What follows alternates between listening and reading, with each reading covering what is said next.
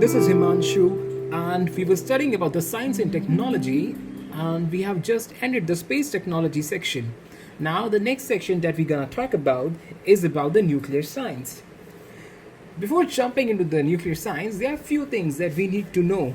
These are the few of the basic terms. For example, like the atom. So the atom is actually made up of the nucleus which contains the protons and the neutrons, and the electrons which actually revolves around the nucleus. The second thing that we need to know is that the mass of the atom is actually the concentrated in the nucleus itself. The number of the protons, which are actually represented by Z, basically they determines the atomic number of the element. So Z actually determines atomic number of an element, whereas actually the Z is are protons. Similarly, the electrons. Now the electrons are actually responsible for the chemical behavior of an element. So the electrons, which are represented by E, they are responsible for chemical behavior. And when we say the total number of the protons and the neutrons, so that is basically the Z. For your simplification, so that you won't get uh, so you don't get confused between the Z and the P, because the P is basically proton. We can also, in this lecture itself, so we will write proton as P rather than Z. Generally, the denotation is we denote it through the Z, but here we will write the P. So actually the proton and electron, they together is what we call as nucleons.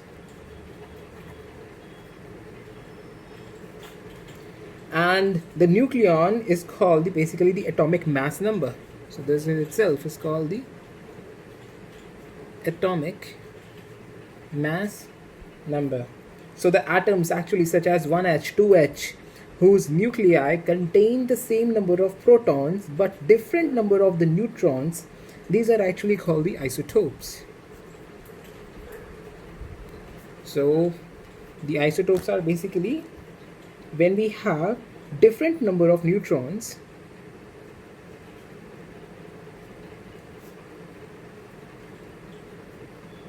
and same number of protons. In such scenario, these are called the isotopes. For example, uranium, that's example. Uranium has a three isotopes actually, they which occur in nature, that is the 238U, 235U, and 234U. Similarly, the hydrogen also has a three types, which is basically the protium, deuterium, and the tritium. So this is the examples of the isotopes. Now the next thing that we need to know is about the nuclear fuel.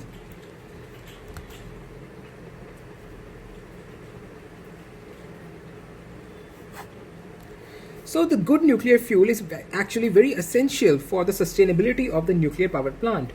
A nuclear fuel generally sustains a chain reaction and has a very high chance of fission when bombarded with the neutrons. So they sometimes releases two or more neutrons under the collision, enabling it to compensate for unsuccessful fissions. And they have a reasonable half-life also and is available in the sustainable quantities. A very good example is uranium 235, which actually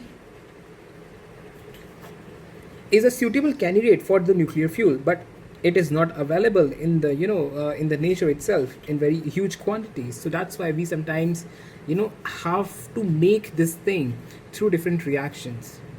So let's talk about the types of the fuel. So there are different types of fuels. For example, there is something called the fissionable fuel.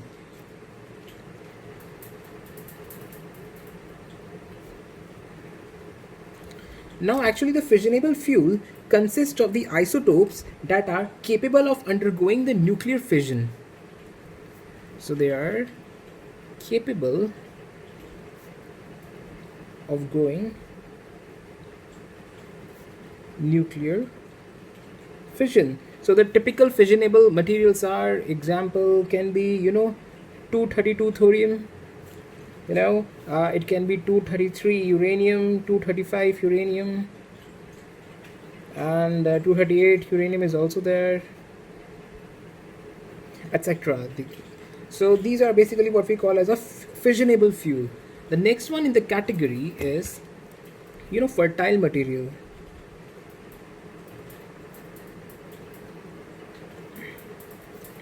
Now actually the fertile materials are isotopes that are non-fissionable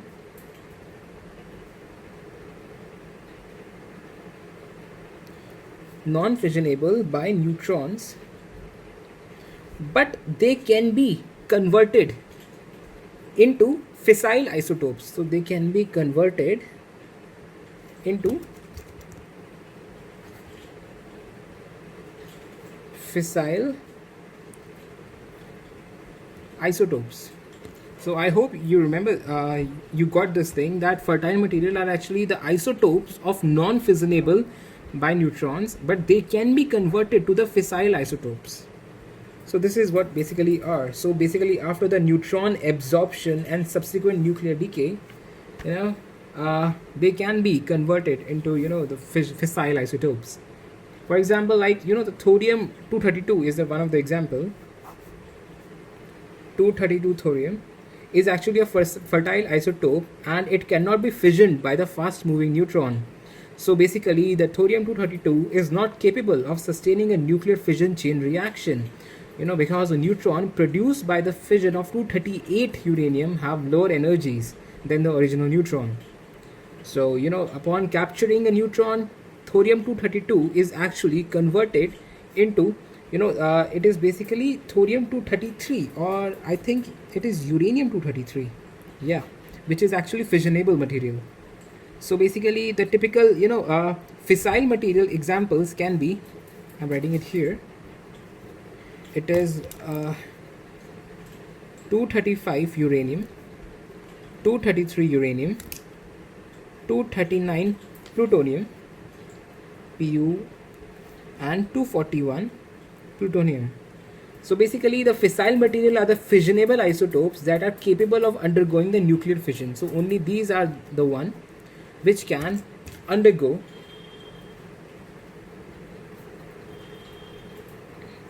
nuclear fission. There is another thing, another concept that we can say, that this is what we call as a nuclear enrichment.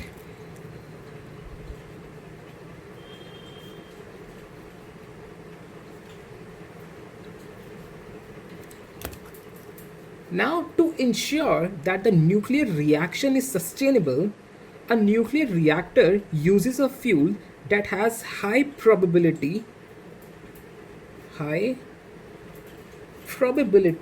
of fission when bombarded with a fast moving neutron.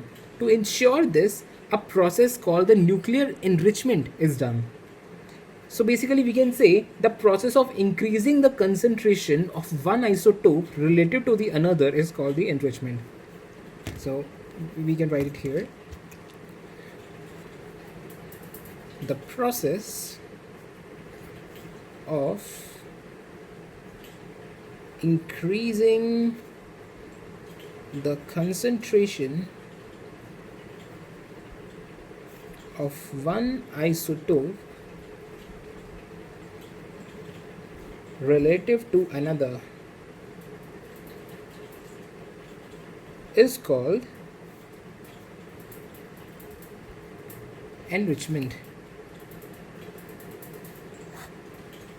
So this is the mainly about these things. So when we say a naturally, the naturally occurring uranium contains 0.72% of uranium-235 isotope. So the remaining 99.2% is actually the uranium-238 isotope, which is a fertile isotope, but it is not a fissile isotope.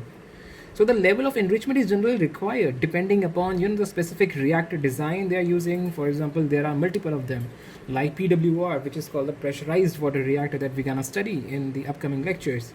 Similarly, like the boiling water reactors are also there, and the specific requirements of the nuclear plant operator is also there. So basically, the enrichment accounts for almost half of the cost of the nuclear fuel. So that's why it's very good that if we have a fissionable material, so it saves a lot of cost.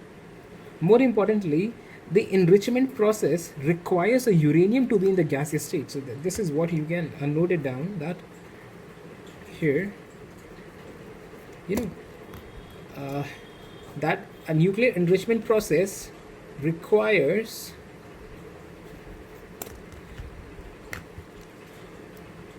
uranium to be in a gaseous form at low temperature. That is very, very important, and hence this is why the uranium oxide from the mine is converted to the uranium hexafluoride. So this is converted into the uranium hexafluoride in a preliminary process at a separate conversion plant. So this is very important. So you can remember this thing. Maybe someone can ask you in the prelims also that during the enrichment we do require uranium, and the uranium must be in a gaseous form, and that gaseous form is actually the uranium hexafluoride. So this is what it is.